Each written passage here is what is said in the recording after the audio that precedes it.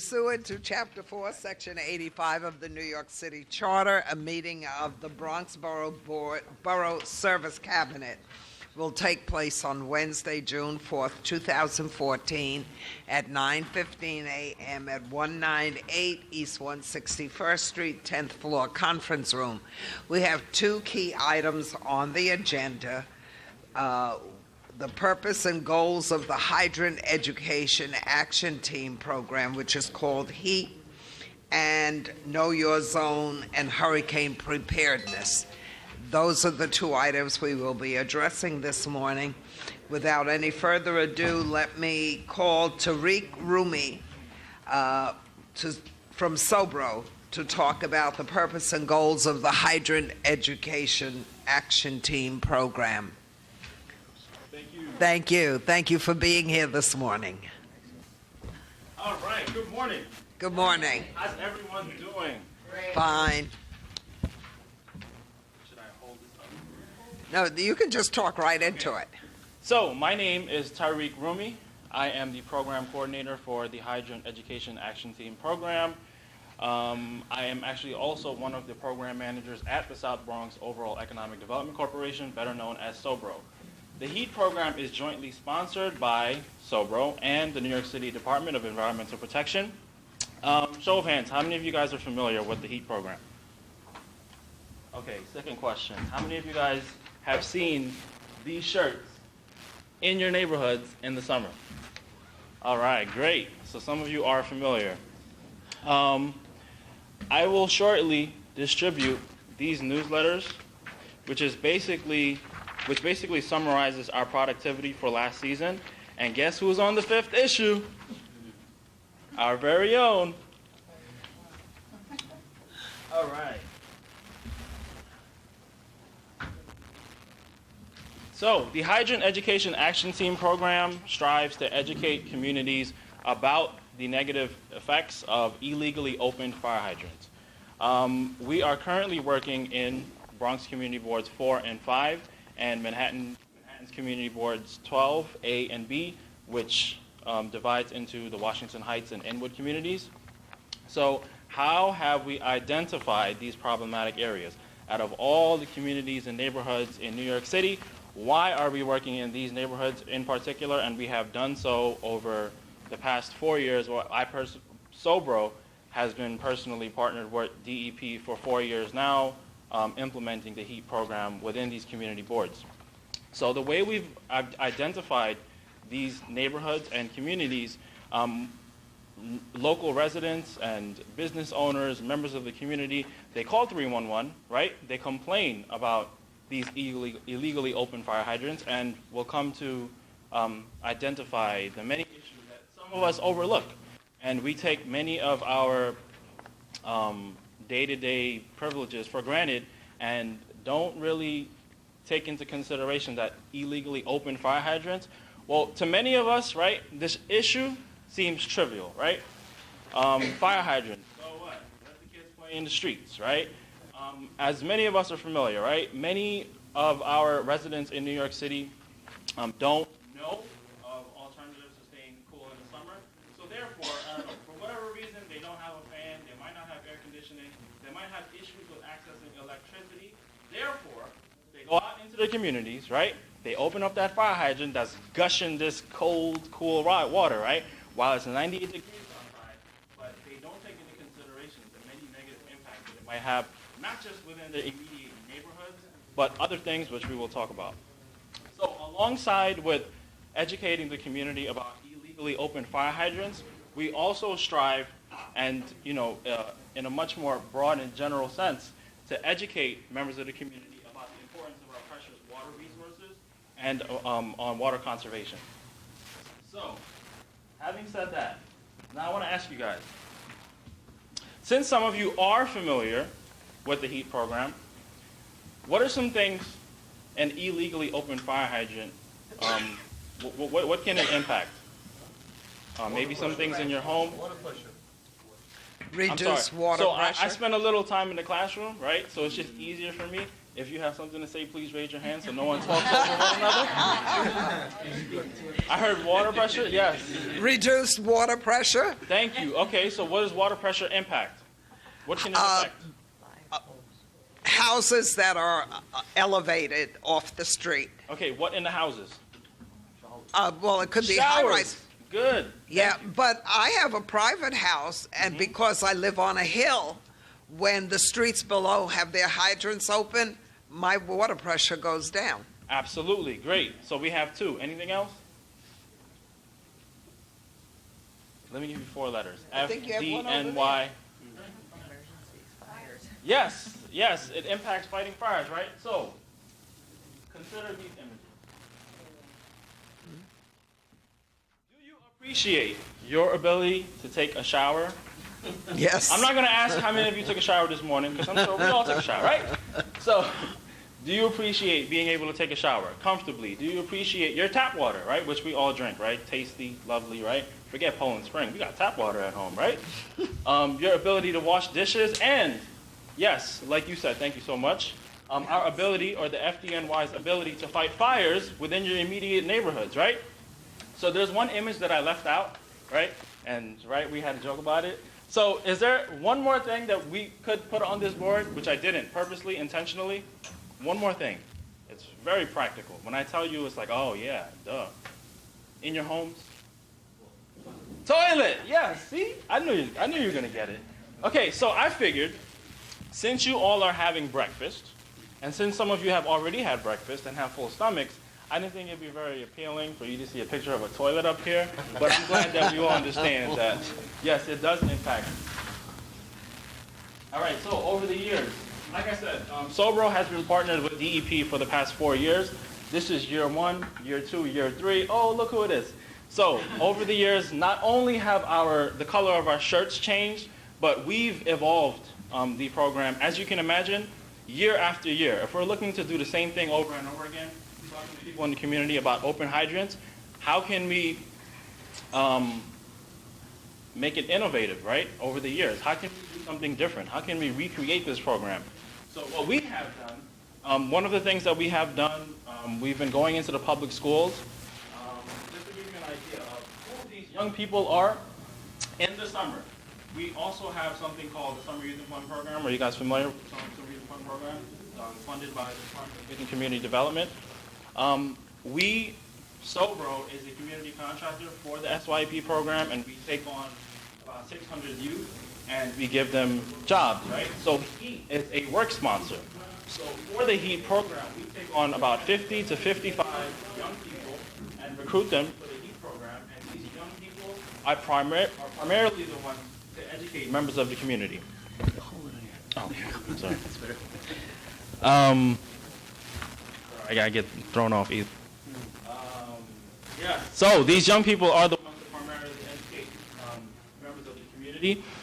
But I said to myself, and I've been managing this program. This is my 2nd year now managing the HEAT program. I said to myself, how can we do something all new? I mean, we've been doing the same thing over and over again, and it's kind of like, okay, we get the point, right? So because the Summer Youth Employment Program runs through the months of July and August, I said to myself, how can we start early on? And the way I figured we can do so, right, alongside with educating young people in our community, is by getting into the public schools, which is what we started last season, and we're doing even more aggressively this season. So yes, we went to public schools last season. We did presentations for elementary, middle schools. We even created a PSA video with our participants, which I will show you at the conclusion of this presentation. This season, last season, we also created these newsletters, which I made copies for all of you for your viewing pleasure. And I'm actually I'm drafting the first newsletter of this season. So we all look forward to that. This season, what are we doing differently? Not only are we in the public schools currently, but we're looking for the young people to participate in an art project and a writing contest. So what we have done over year after year, we waited till July and August for the young people to go out into the communities and educate people. So we figured, how can we make this much more bigger and how can we expand it? And the way we figured the best way to do it is by going into the public schools. So by the time these white and red shirts get into the neighborhoods, you already have an idea of what the heat program is, right? Okay. Okay. So I won't be too long. So I'm just here to remind you, please help spread the word. And our motto is put a cap on it. So what does put a cap on it means? What does put a cap on it mean? Is it absolutely unacceptable to play with open hydrants? Absolutely. Pay attention to the language. Open hydrants. Can a hydrant be legally opened? How? With a cap. With a spray cap, yes. That's why our motto is put a cap on it. So we encourage members of the community when we're going out and doing our canvassing, if you find yourself, right, if you think it's an absolute necessity for you to play with these open hydrants, go to your local firehouse. If you're not 18, if you're younger than 18 years of age, then go to a parent or guardian, go to your local firehouse, and you can acquire one of these spray caps, and then you can place it on the open hydrant, and then it makes a huge impact. An illegally open fire hydrant gushes out water at about 1,000 gallons per minute. That's a lot, right? That's why you have issues with, your faucets and your showers and whatnot, right? But if you were to put a spray cap on it, everybody wins, right? Not, just to make it really practical, I can recall last season, during the heat program, I believe in the middle of July, a fire broke out in the Bronx, and this was on the news. And I'm sorry, forgive me, I am not a Bronx native, nor am I a Bronx resident, but I am servicing the Bronx community, so kudos, right? But I'm not too familiar with the neighborhood, but I know that it was on the news, and I said to my participants, like I said, although this issue may seem trivial, but in circumstances such as the one that I mentioned, when firefighters are coming into your neighborhoods to save lives, where do they turn for water resources? How do they put these fires out, right? Something to consider. Any questions for me? Yes. Xavier? We'll have to press the time. Okay. So, good morning, Mr. Groom. Very good presentation. Oh, thank you. And I'm not sure if you can probably answer some of my questions. They're probably more deferred to most likely DEP, FE. Do you want me to sit up front? Please. Yeah.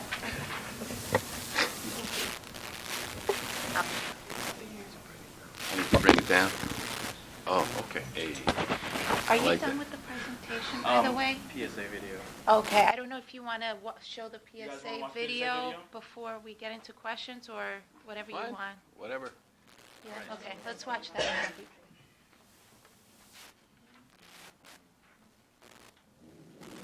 So this was actually a product. This was actually a product of last season. We had our young people participate in the production of a PSA video. And here it is. Hydrate, education, action, speed.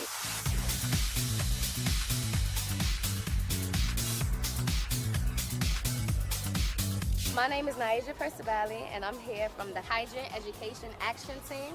Put a cap on it! We educate young adults about illegal opening of the fire hydrants. Our motto is to put a cap on it.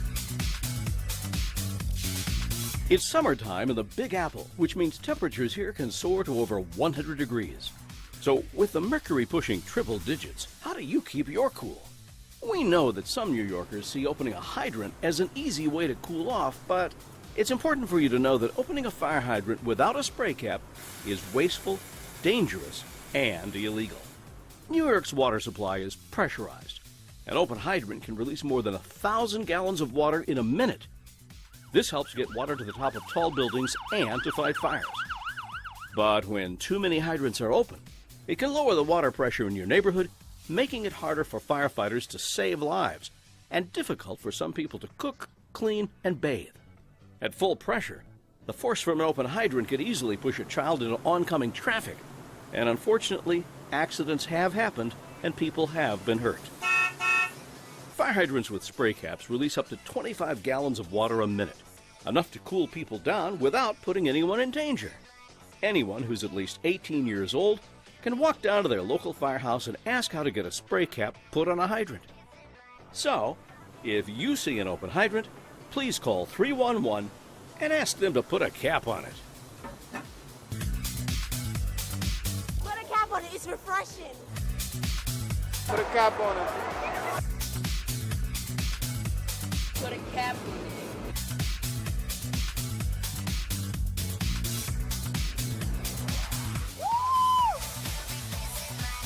Put a cap on it. So while Effie answers your questions, I will come around and distribute the newsletters that I received.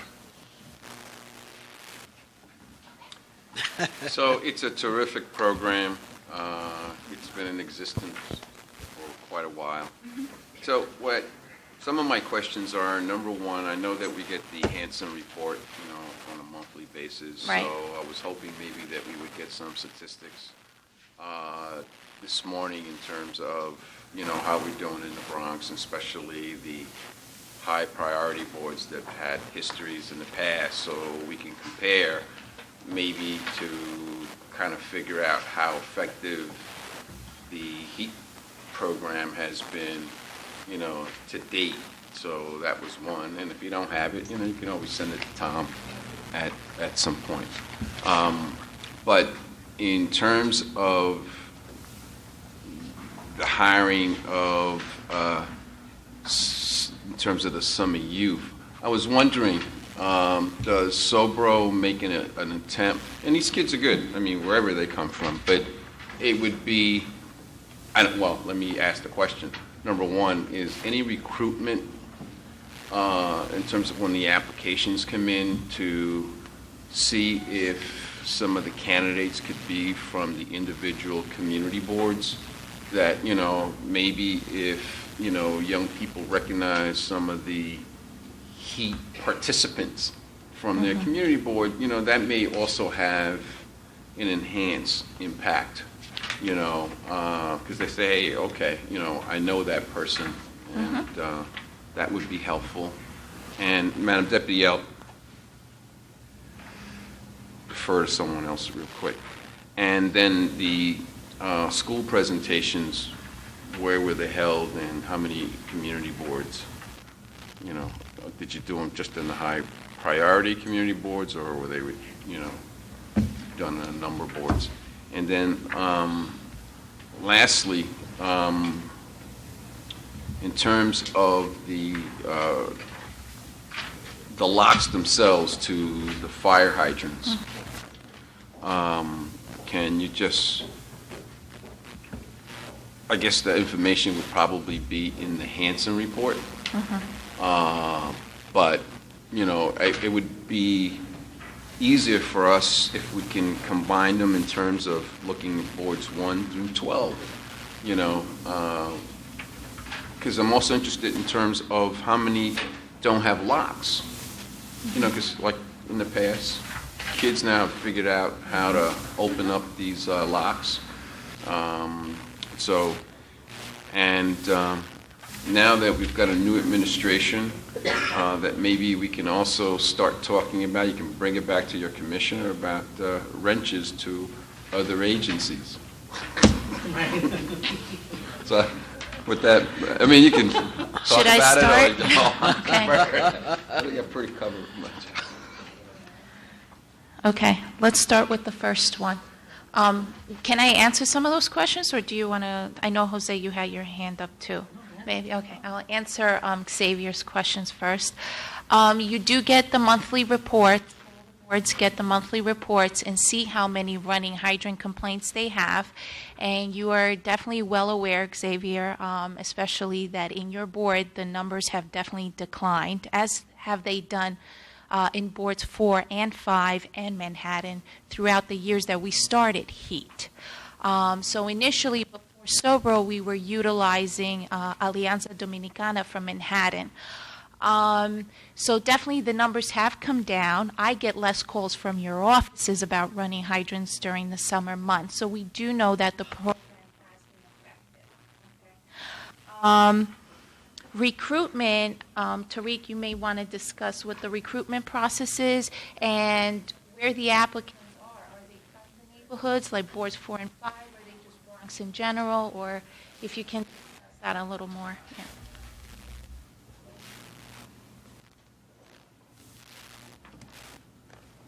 Okay, so great point about the young people being actual community boards that they're quote unquote serving, right? The program actually pays these young people to participate in the HEAT program, so their salaries don't come from DEP, they come from the Department of Youth and Community Development. And yes, we can possibly reach out to young people and ask them to participate in this program, but the incentive for these young people to show up on a day-to-day basis and go out into the outdoors when it's a 98-degree or 100-degree weather is the paycheck. So that's why we have such a successful collaboration. Young people participating in the HEAT program, but they're also receiving a paycheck or a stipend from the SYEP. That's why we recruit participants for the HEAT program from the SYEP program. No, that wasn't the question. And listen, again, you're terrific. Not necessarily from those neighborhoods. Some of them might be, which is great, and they're that much more zealous to go out into their own neighborhoods and speak. And that's what I was hoping, that maybe for next year, that as those applications are being reviewed, in terms of making another team, that maybe if you have a few applicants that come from the various community boards, and of course they got to compete like everybody else, that maybe you would think about hiring them from the prospective community board that they live in. And I think that would be an enhancement and an incentive in terms of young people see somebody who's part of the HEAT team that lives within their community that may have some impact. Absolutely, I agree. It would be ideal if the young people who were going out into these communities, it was their own residents, right? But we give the young people an opportunity to choose their jobs, and many of them don't like being outdoors and things of that nature. So we don't want to impose this decision on the young people, saying that because you live within this community board, which is not what I'm saying that you're suggesting, but because in the past years, yes, we consider it a good idea. Like, absolutely, why not? If you live within the community board, sure, participate in the program so you can service your own neighborhood and your neighbors, right? But it hasn't worked out that way because of... But maybe in the future. Absolutely, sure. Also, regarding the school presentations, have you been out? I know our environmental education, we have an environmental education unit at DEP that does bring hydrant awareness to various schools throughout the city. I'm not sure if you're aware of any particular ones that we have done this education. Yeah. Off the top of my head, I can't recall the names of the schools, but the only schools that we visit are within the community boards that we're working with. Does that make sense? So maybe we can get them a list of the ones that we've been to in boards 4 and 5, okay? Sure. So it is particular to boards 4 and 5 then. So we'll get you that list. And the other thing was about the locks. I'm not sure what the question was specifically about the hydrant locks. I know all the boards, all the hydrants in boards 4 and 5 should have a lock on. Custodial locks. Yes.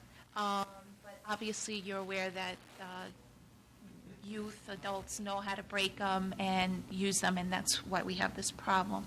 But all of them in your board should have locks. If there's one that doesn't, we always ask that it be reported to 311, and you also see that on your Hansen reports as well every month, how many complaints we get. So, I'm not sure if you had anything else about that. Yeah. No, I mean, listen, again, it would be helpful if you send the information to the borough president's office, because I believe that a lot of these custodial locks have lived out its technologically usefulness, and maybe we could, and maybe the department is working on something.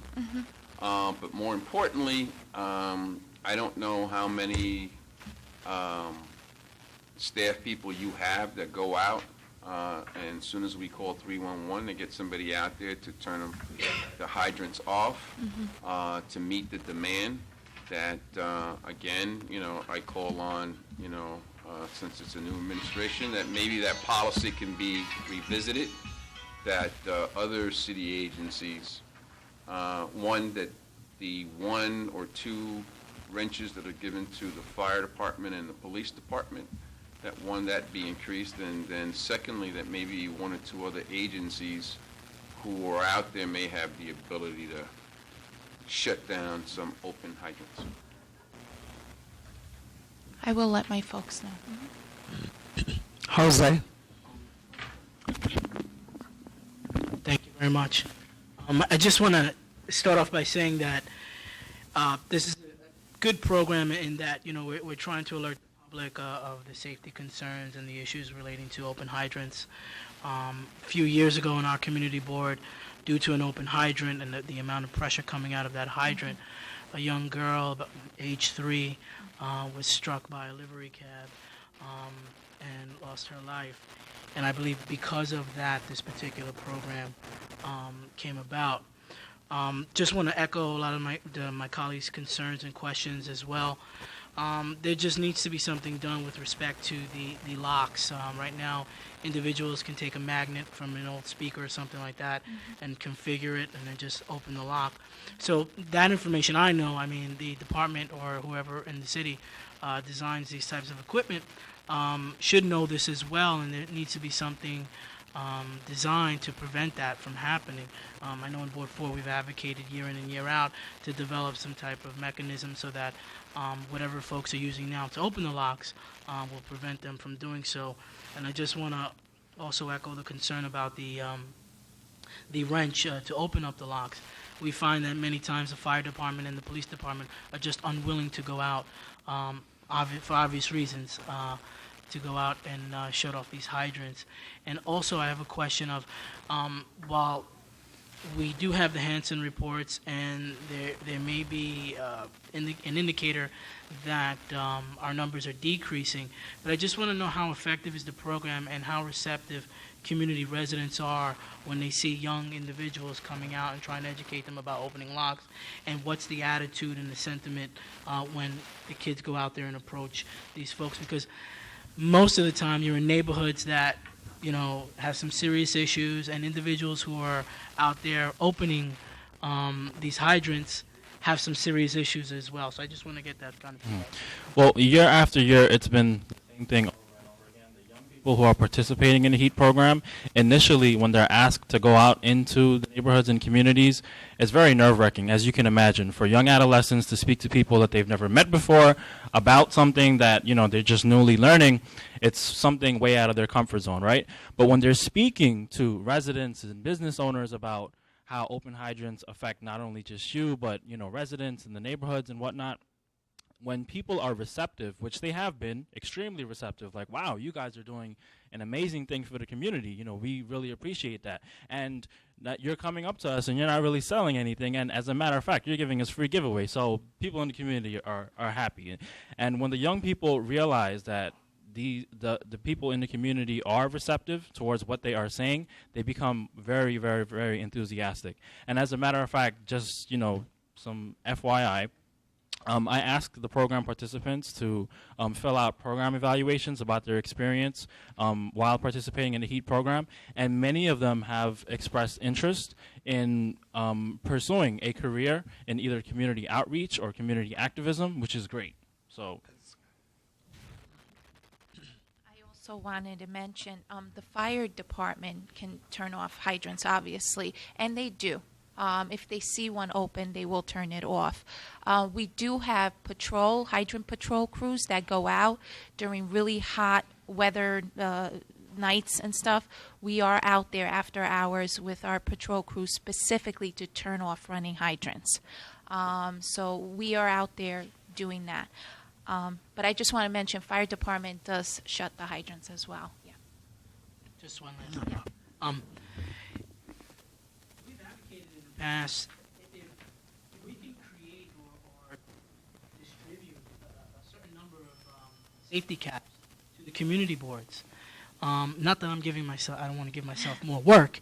However, I think it may be a good idea to look into providing us with some keys and also providing us with some safety locks. We can go out there. We have volunteers, dedicated community board members who are willing to go out with the district manager and or board chairs and or committee and board members to go out into the neighborhoods. Since folks do know who we are, it's easier for us to go out, shut it off, put a cap on, and then keep it moving. So that's something, we'd like I will to take bring that back. This is definitely for a district consultation question Good. as well, to provide the community boards with safety caps. Again, not that I'm giving myself work, but I think might be we a good idea. used to do that. I've heard we used to do that.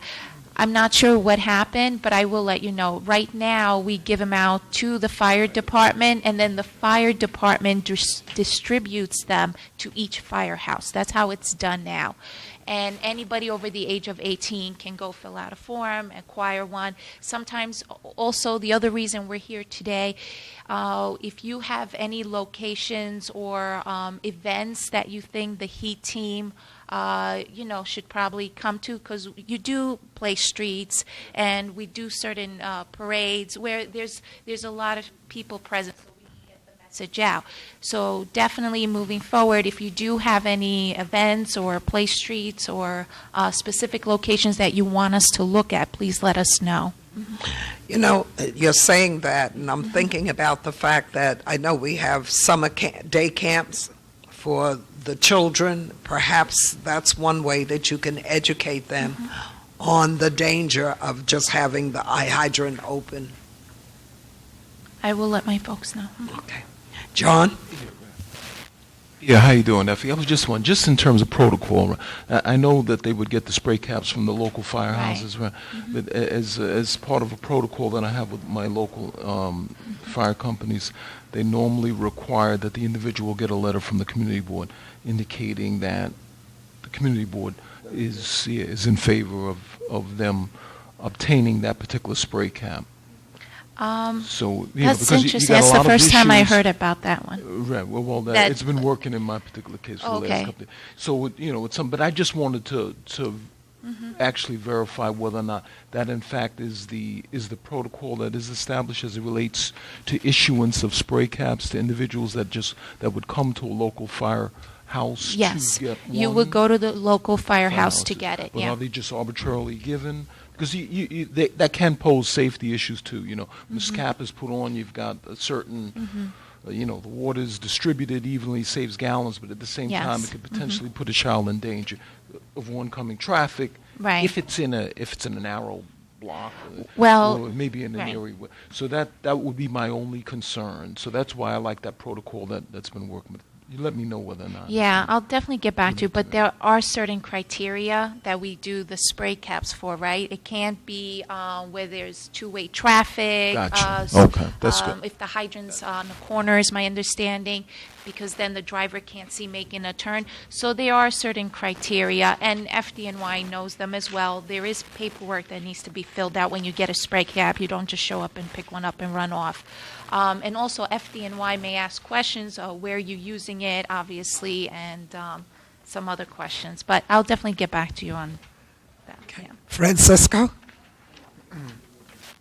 Effie, thank you. And, we had as bigger problems as Xavier one time in Community Board 9. It's the biggest community board. And I just want to point out that not every neighborhood needs a spray cap. There are places where people congregate and they may need it more than others, because they have a pool or they have a recreational center or they have a park in the neighborhood. So not everybody needs a spray cap. The problem that we have with spray caps is, well, Jose pointed out, is that they go on and on and on into the evening because nobody's coming around and closing them down. Now that's 25 gallons per minute. I think that we've gotten to the point where spray caps are just the acceptable norm. I think that we need to start looking at maybe sprinklers to be created, or maybe a hose connected to the spray cap and a sprinkler rather than 25 gallons a minute. And that would take care and address the issue of pressure and the waste of water, which is a resource that we need to look at. Having grown up in the street, we used to open up the fire hydrants on Tiffany Street, and then on the corner you would get the puddle of water and the sewage and so on. So, we grew up with the frustration of not having a recreational facility near. So kids, they do it, and parents and adults do it out of frustration. In addition to the pressure that when you have a regular fire hydrant, is that when the water gets sprayed on the car and the car is coming by, he doesn't necessarily see a kid in the street. And that is where it really endangers the kid. And again, it's an education of the young people and the adults, because there are the ones that open up the fire hydrants many times are adults. Now, what Jose is pointing out is that maybe, just maybe, we at the community board, because in the past we used to go and close down ourselves, close down the fire hydrants. I did that many times, So we need to have some kind of access to a key where we also, when we get a phone call, if we get 10 phone calls, I'll go out and close the fire hydrant myself. I don't have a problem with that. So, because the fire department is being called to address fires, and their priority is fire. And then they may be, some fire hydrants are more receptive than fire stations are more receptive than others. And I think at the end of the day, we wanted to make sure that our resource and our, of water, fresh water, is kept and used at a minimum rather than 25 gallons per neighborhood, which adds up to thousands of gallons a day. We also do encourage part of the recruitment for the participants is to notify, when they go out into the community where the local pools are, which parks have sprinklers. We do give that information out. So children or teens can go to their local pools, their Y, whatever it is. We do give that information out for parks and everything like that, yeah. Nicole?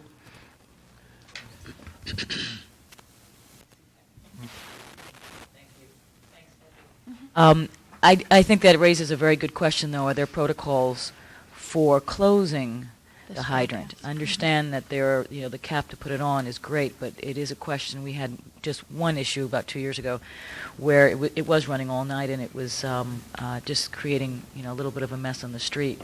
It was contained mess, Right. but it was definitely a concern. Is there a protocol for one, putting a cap on it, and then two, turning that cap off and then back on again the next day? Or is it something that's done for 2 or 3 days? Is there a protocol regarding opening and closing of hydrants throughout the summer? I am going to find out what FD's protocol is on that, yeah. Because my understanding is we give spray caps to the fire department. Individuals notify the fire department where they place, turn on, turn off. It's a play street or some kind of... I'm not sure what that's where the issue seems to be. So I'll find out. Great, thank you. Yeah, and that is a problem because we've had storms going on and the hydrants are running. Yeah. Okay. Are there any other questions or comments? Yes, Xavier? I was just wondering,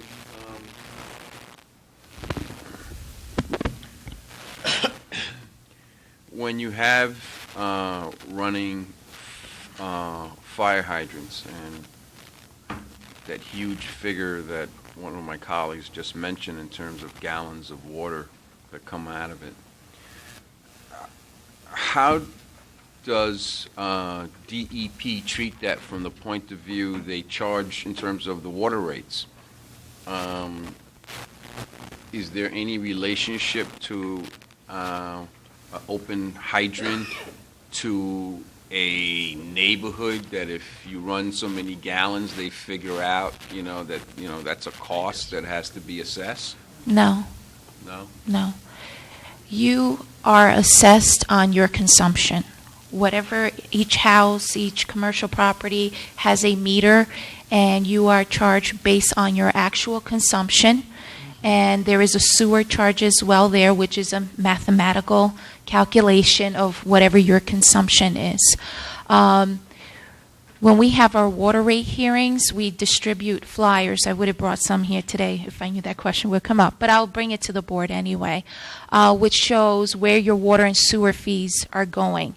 We have borough-specific ones, so I have them for the Bronx, and I'll bring them around, and you can see the various projects where the money is going to, and that's where your fees and money is going to, not water.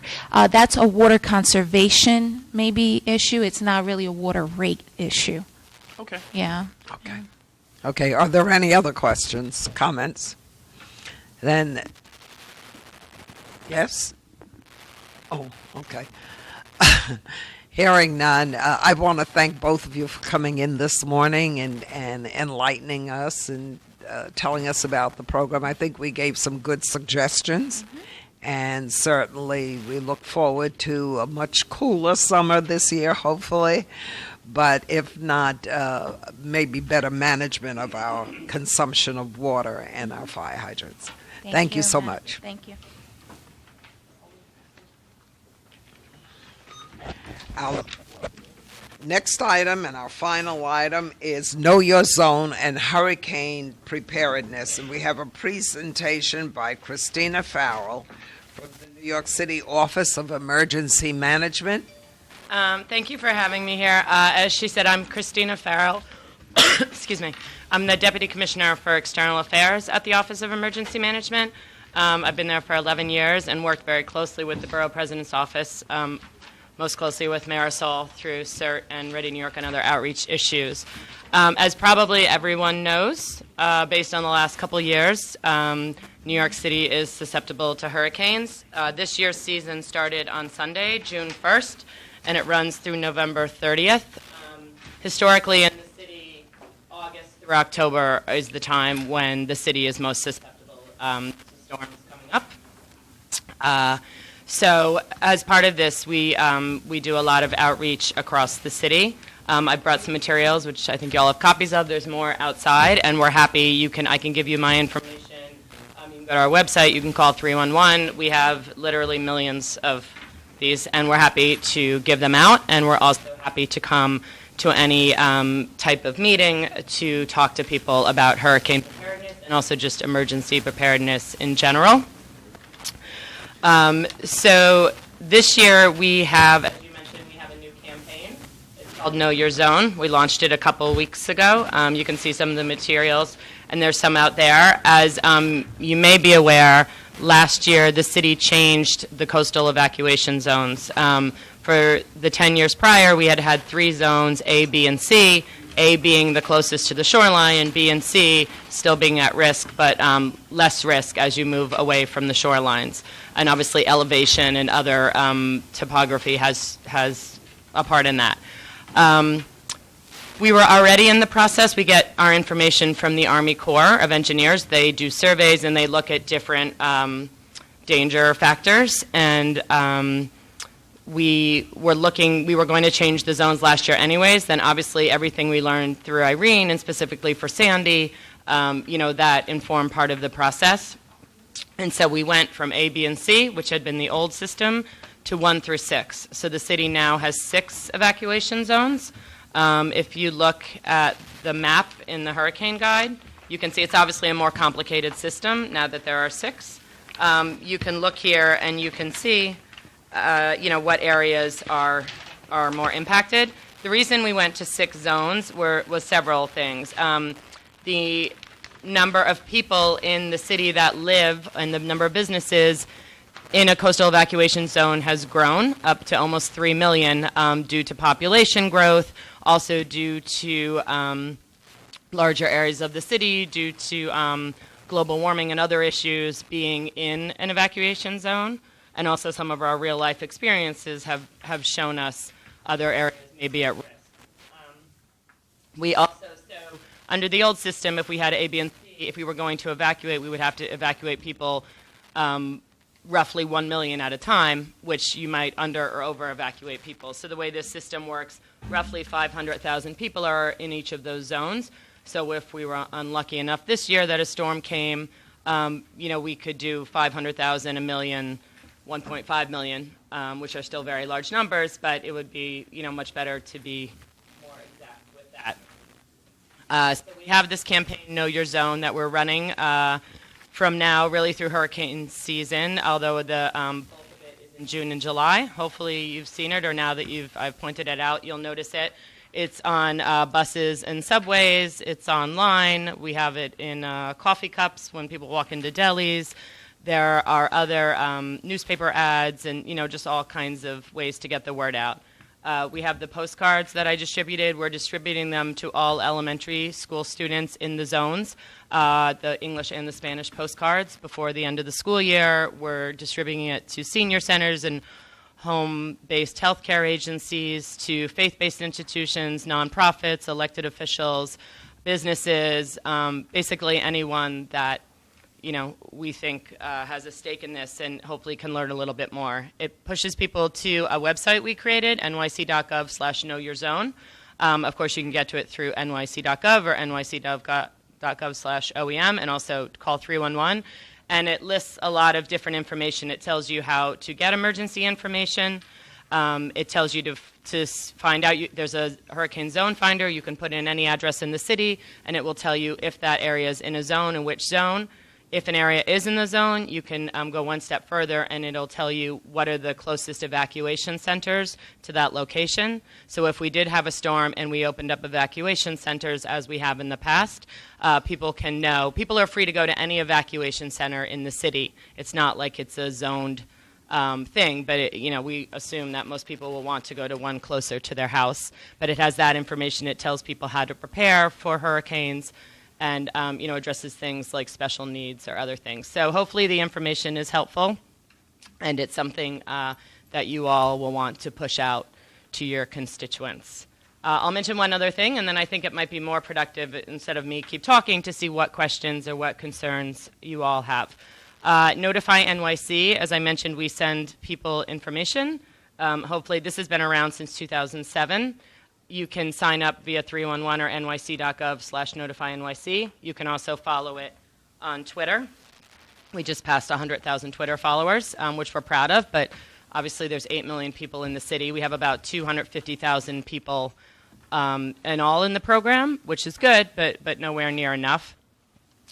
So you can go to Notify NYC. You can sign up for up to 5 locations or zip codes, and then you'll get information if based on your child's school, or if you have a elderly parent in an assisted care facility, something like that, you can sign up for those addresses. And then we send citywide information also through Notify NYC. We also, when the East Harlem building explosion happened a couple months ago, for the first time we were able to send messages out in Spanish, and we're looking to expand that, so we'll be able to communicate more effectively with non-English speakers. I noticed with the zones, I'm assuming that the red means the most severe areas, and exactly. the green, the dark green, is the least severe. Exactly. There's a little legend here. So Zone 1 are the areas that are most at risk. Those were the areas that were most deeply affected during Sandy, that were evacuated. That 1 and 2 loosely correspond to the old Zone A, and then we tried with the colors to do a green to red. So, it doesn't mean that you have no danger if you live in Zone 6. It just means that it's a lot less. Realistically, we obviously like to over-plan because we don't know what's coming. But, I'll just say it's difficult to envision a scenario where we would evacuate all 6 zones. That doesn't mean that it won't happen. But really, Zone 1, 2, and 3, those were the zones that were most affected during Sandy, and those are the 3 zones, that we think are most realistically would be impacted by a large storm. Okay. Francisco?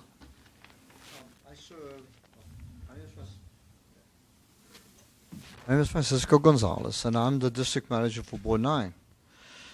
Crescent Point, Harding Park, those are the waterfronting Castle Hill in my community. And Marisol was one of the persons that was instrumental in training people in preparedness, at Harding Park and Crescent Point. What's happened over the years is that people are no longer interested in participating in the program. You're talking about CERT? Yeah, and community emergency response teams? The response team, and people have become complacent because we've been skirted by storms. We've been lucky in the borough of the Bronx. We didn't get hit as badly as other areas, thank God. But, there's always that 100-year storm that comes down the neighborhood and causes problems, and wires fall down. And, I personally go out to try and reach out to people to get them to evacuate. They don't want to leave their homes. It's very frustrating for me and the 43rd Precinct when we drive around telling persons, this storm is coming, it could affect you. And then we have the senior citizens that will never leave their homes. So I don't know what you guys can do, other than training and preparing and informing, but there's a lot of people that are complacent and are not going to leave their homes no matter what storm comes. So we need to be aware that what step do we take next, in terms of removing folks when they endanger their own lives and the people who are trying to save them. So I think that's an important issue that we need to grapple with as a city. No, I agree. Like I said, I've been doing this for 11 years. And, the city really noticed, and OEM really started getting serious about coastal storms after Katrina in 2005 because we saw the tragedies that happened in New Orleans. And even though it's very different, we didn't want any of that to happen up here. You're very correct. I mean, even after Irene, I was talking to people from the Rockaways in Queens. I was trying to give them hurricane guides, and they said, that doesn't affect me. And it's difficult to deal with that. We've done surveys after Irene and Sandy. One issue I think we had with Sandy was that Irene was not as severe as we thought it might be. So some people did evacuate for Irene. Evacuating is not pleasant. It's a big pain, right? It's not like going on vacation. You haven't planned for it. You thought you might go to your cousin's house. You call them. They're busy. Most people don't relish the thought that the shelters are mostly schools. They're safe. They're clean. They have food. But most people don't feel like spending 3 days in a public school with 300 of their neighbors. So, a lot of people, we did surveys, and after Sandy, people said, I didn't evacuate because you told me to evacuate in Irene. I did. I didn't think it was necessary, and then I learned my lesson. They did say that a larger number said they would evacuate after Sandy, but like you said, now Sandy's almost 2 years ago, and people, outside of the people that were very directly affected, people's memories are short. So that's why we're out there. We try to give presentations. We try to educate people. People like Marisol have been a great partner in this effort. We have our community emergency response teams because some people want to hear from us, but, hearing from your neighbors or members of the community is probably more effective. We will try anything. We'll go out and, we have some videos online. We've done a hurricane cartoon that we show in the public schools to try to get kids to go home and say to their parents or their guardians, you have to take this seriously. But it is it's a tough issue. Well, just as a point of information, during the whole time Sandy, we had 2 folks that went to the shelter, to the location, and then we had the seniors that have health issues. And even though the American Red Cross gave out packages and what to take, an emergency preparedness kit, a lot of folks don't even know where they are. Anymore. At the end of the day, it's an ongoing educational process to try and get people to truly understand that they have to leave their homes in an emergency because they endanger the persons who are trying to indeed try to save their lives later on. Because, now a guy has to go on a boat into a house, go and get the person out, may not be able maybe physically handicapped. All the kinds of equipment and preparedness that goes into preparing for something like that it's just incredible. And people don't understand the need. Be prepared, leave, because it's safer for you to leave than for us to go back there and get you.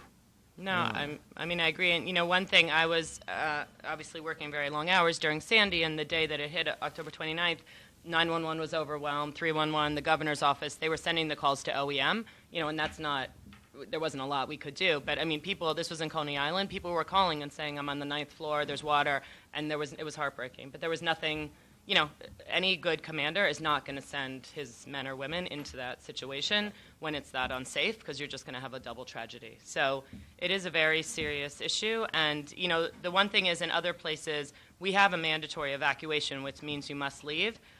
Mayor Bloomberg, and, you know, I don't know what Mayor de Blasio's policy would be, but I assume it might be similar. You know, he had said, we're not sending police and we're not arresting people because they won't leave their homes. You know, at some point, there's a level of free will. And, you know, in other communities, they do go door to door and they say, get out or you're coming in our truck. And that's not how things have functioned up here. So we'll see. Xavier. Morning. Hi. So, I'm in Community Board 5, and our flood zone area is the Harlem River. We were hit pretty hard with River Park Towers as well as Roberto Clemente State Park. So, what I'm trying to find out is, since that storm, I know there was a whole lot of discussion about talking to property owners that may have their boiler units on the ground floor or sub-basement that are close to, you know, flood zone, dangerous flood zone areas.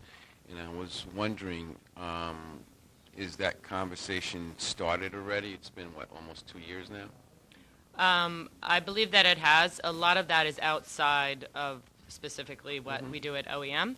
But, you know, I know that new building codes or things are coming into place. One thing we're doing at OEM is we're creating a new preparedness guide called Reduce Your Risk, which will be for building owners and property owners to talk specifically about those issues. I think some of the issues are being forced by the insurance companies because if your rates go up to crazy, I know they're, you know, in certain areas they're going up to crazy numbers, and then the insurance company says if you take these steps, you know, we might be able to reduce your rate somewhat.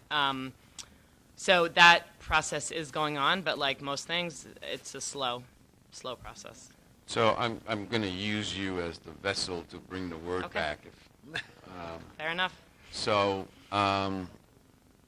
could you get that information for us? Sure. And if it hasn't happened, you know, I'd like to find out through the Borough President's office. That would be very helpful. And then secondly, a lot of the district managers were concerned that we were not part of the command center. You know, we feel that we know our communities as well as anybody else, including OEM. And you guys do a fantastic job. I just want to say along with the Borough President's office, but we feel that we ought to be part of that. It's one of our recommendations that we made in our district manager's report, and we'd like for you to take the word back. Has the mayor, sitting mayor, named someone to your agency now, or? No, it's still Commissioner Bruno. Oh, okay. There probably will be transition soon, but right now it's still Commissioner Bruno. Okay. So I will address that point. You know, everybody at OEM has their job like this, and then we have our job when emergencies happen. And one of my jobs, when an emergency happens, I run the Emergency Operations Center on one of the teams, and I also oversee some of our, we divide it up into emergency support functions like public safety, transportation, infrastructure. One that falls under me is obviously external affairs, which includes elected officials, community boards, community affairs unit, 311, you know, immigrant affairs, those kind of offices. That issue has come up a lot. I was at the Queensboro President's office, and the community, you know, districts had said the same thing there. We have to figure out how to loop in the community boards better. During Irene and Sandy, through the mayor's office, through the intergovernmental affairs office, they had a lot of borough calls. Hopefully the borough president's office was on those calls, but I think the first step is to open those calls larger to make sure that the community boards know that they're happening and that they can bring their issues in. Right now, the there's someone from the city council speaker's office that represents kind of that side. And so I don't know if there's a way, and they're very active. They were there during all the snowstorms, obviously during East Harlem as it was in her district. They were there during Sandy. And so if there's a way to have that person be a conduit working more closely with you, but I would also encourage, you know, we have staff there 24/7. We were 24/7 for months with Sandy, and then went back to a 12-hour shift. But when there's an emergency happening, you can always call. Marisol called me all the time. You can call her, and she'll call us, or you can call us directly and tell us what your concerns are, what your resources are, and we will do it. Yeah, I'm not going to say that we answered every call within 30 seconds because obviously we were overwhelmed and there were a lot of things going on, but I think we learned a lot from that. And, we will make every effort to get back to you and to engage you to help us. I think, look, the partnership between, the community boards and the borough president's office is always strong, but we feel that we bring something to the table that's unique than anyone else. There are places and people that we can talk to that other people can't, or as quickly as we can. So we feel that we need to be part of the process because people call us. Okay. So that would be helpful. Okay. Thank you. Okay. Nicole? Hi, I'm with Board 8, and while we had some effect from the hurricane, certainly we had about 5,000 people that were without electricity. One of the concerns is sometimes the impact of a hurricane is not just water. We had many tornadoes that came ripping through our ward down close to the water and even higher up, and because we have a lot of trees and ground cover, large old trees who take everything that you can possibly imagine with them. I just wanted to ask you about some of the CERT training which have been raised a little bit earlier. It is a great program, and it has kind of calmed down because people tend to react when there's an emergency situation. But I'm looking at it from a perspective of not just a hurricane piece, where we're not one of the huge red areas. We do have a little corner there. But it's sometimes good information to have, and of course that means I'd like to invite you to one of our public safety committee meetings to discuss that, because the tornadoes are what really knocked us out and took down, massive trees. No, I agree. Wiped out forms, and Con Ed has responded appropriately and has done a system fortification to match it. But if you have some more information on the CERT training or retraining or expansion of that, it would be great. Sure. Let me just also say tornadoes are especially difficult because, one thing with the hurricane is that we know 4, 5, 6 days out. So whether people are listening or not, we at least do have the opportunity to get the word out. A tornado, we know that it might rain or something, but a tornado, literally it could be 10 minutes. And, we'll send out a Notify NYC message. There's wireless emergency alerts. You may have gotten that weird if you have a newer cell phone. You may have gotten that weird buzz on your cell phone. That's a federal program, but New York City OEM can also send messages through that. But there's not a lot you can do when someone says a tornado is coming in 10 minutes. CERT is ongoing. We just had a graduation on Monday night. We have, it does ebb and flow. We have some very strong teams. Bronx 8 is a very strong team, and and then we have some that have started out, have fizzled out, come back. I mean, it's all volunteer-based, but we're happy to come and talk. We're about to start a training that is already all scheduled in a couple weeks at OEM, but the next cycle of training will start at the end of September, beginning of October. And we usually do at least one training in each borough based on where the largest concentration of people are. So I can certainly send you information, and now is the time to encourage people to learn more, to start signing up for September, so we can have we try to get about 30, 35 people in a class. Great, I look forward to that info, particularly sort of expanding it to not just the ones that you can anticipate, but those pieces like the tornadoes. Yeah, and one thing we've done this year, which has actually been very helpful, is we've automated the way that we call down the CERT teams. So we used to do it, literally phone call after phone call after phone call, which is very difficult during an emergency. We now have Send Word Now, which is the same system that they alert me and other people to, so we can call all 54 team chiefs, call everybody within 30 seconds and give them the information, which I think helps the response the side. aftermath, as we know, that is probably the most devastating when you're having to clean up or you're having to figure out what lines and working with the other teams. Thank you. Ralph? Good morning. I'm Ralph Salamanca. I'm District Manager for Bronx Community Board Number 2. Recently, actually yesterday, I got notification the U.S. Department of Housing and Urban Development, they had a Rebuild by Design competition, and Hunts Point was awarded $20 million for this. And part of this competition was for storm resiliency. And there's going to be some projects for the Hunts Point community to protect basically a Hunts Point market, create a flood protection plan, and to keep the peninsula dry while opening access to the waterfront greenway. My question is OEM going to be involved in the planning of this plan for the Hunts Point community? We are involved. We have a mitigation unit, which this falls under that, and we work very closely with the Mayor's Office of Long-Term Planning and Sustainability. So I don't know. There's a woman I can put you in touch with, Heather Reuter, who's the director of that unit, who works on those issues. Someone had actually mentioned that to me on Monday night, the $20 million. So definitely we're aware of it, and I think, we want to be involved. We want to give the benefit of the things, that we're working on and we know, and try to engage. So I'm happy to put you in touch with her directly, because I think she could. All right, thank you. Okay, Francisco. Just a point of information for my colleague.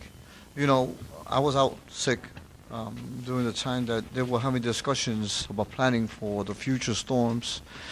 And Community Board 9 was in essence kind of like not put into the loop, and I was able to contact Carol at City Planning, and she had a special meeting with everyone in my district just to discuss how we were going to respond and what kind of services we were going to get.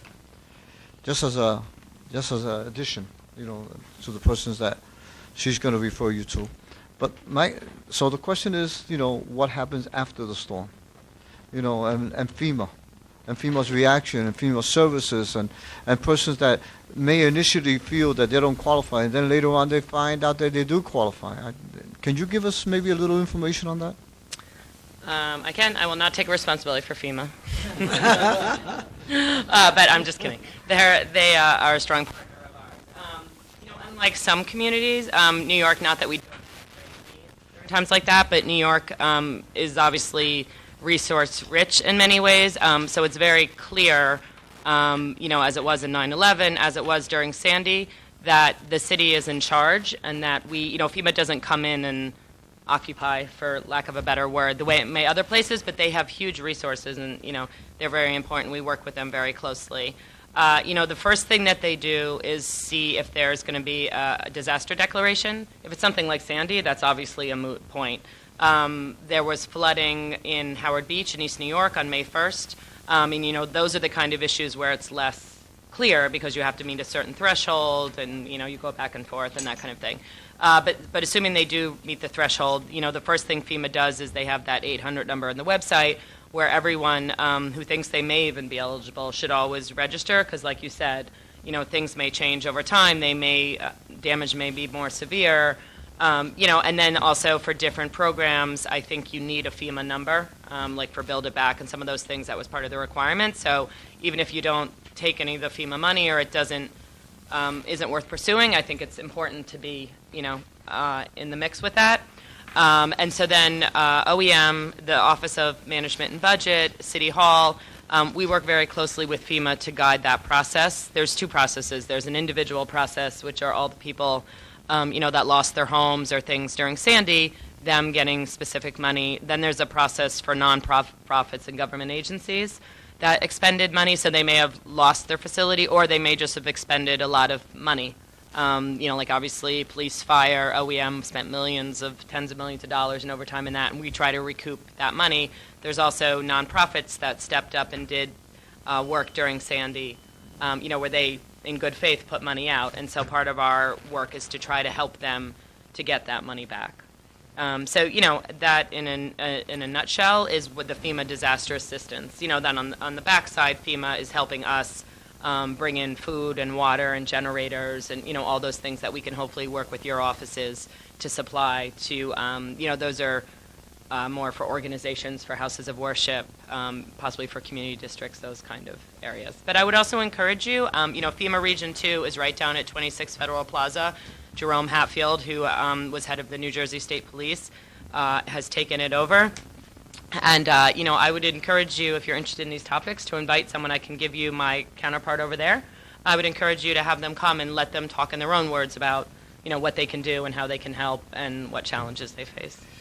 And in addition, I just want to just say and compliment Department of Sanitation and the work that they did during the last storm. A lot of trees fell down all over my district. They came in and they were like Johnny on the spot, cleaning trees and debris. That was an excellent effort. However, then we had the blockage, the blackouts from the trees falling on lines, and Con Edison was a little bit lengthy in getting things repaired. I think that maybe that's somewhere where you can tweak the program a little bit better with the working with Con Edison to make sure that services are restored as soon as possible for the districts. Jose? Quick question. Francisco alluded to it. Is there anything being done with respect to the power lines and the trees that are close to the power lines with pruning, especially those power lines that are above ground in neighborhoods that have a lot of power lines above ground? I think, this is not my area of expertise, but I believe that Con Ed, Environmental Protection, Sanitation, Transportation, those infrastructure agencies, that they do, work to try to prune them. But, there obviously are going to be issues with that. During Sandy, and then we've used it during other things, we did stand up a debris task force, which worked to collect those, the trees and work on that. And it also has come up during tornadoes more quickly. But for details, you would really have to speak to Con Ed and the other agencies. Ralph? Just one quick question. In terms of the CERT program, is it possible that you can connect me with the individual in OEM? I oversee CERT, so yeah. Oh, you do? Okay. Yeah. It falls under external affairs, so. Oh, that would be great. Yep, All right. we can talk. Okay. I take it no more questions, no more comments? I want to thank you. You were quite informative this morning, and I want to thank you for coming in and sharing this and helping us to figure out how we can better protect our communities.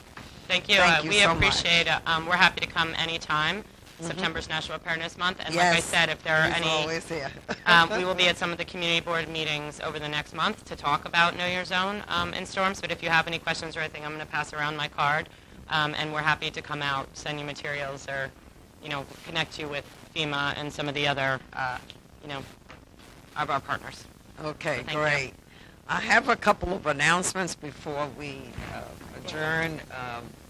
I'm so happy about this. SCREE applicants, their income limit has been lifted to $50,000. That's very significant. It helps a lot of our seniors who were denied SCREE before, and it's an excellent program for them. So please promote it. Help people to understand it needs to get out into our senior centers. Also, I want to remind you that this Saturday we will have another Seaball event. This will be the community and celebrities against the clergy. Can you imagine? That's going to be fantastic. It's going to be at the West Bronx Recreation Center at 1527 Jessup Avenue between 172nd Street and the Cross Bronx Expressway. It's going to start, the pre-registration youth clinics is at 11 a.m. The female game is at 1:30 and the male game is at 3 o'clock. And if any of the community boards have not yet signed up for their Seaball event for this year, please make sure that you do so. We also have something new that's going on next Saturday, the 14th. It's an old school game day. I'm so tempted to be there. It's going to be on Stickball Boulevard at Randall Avenue from 11 to 3.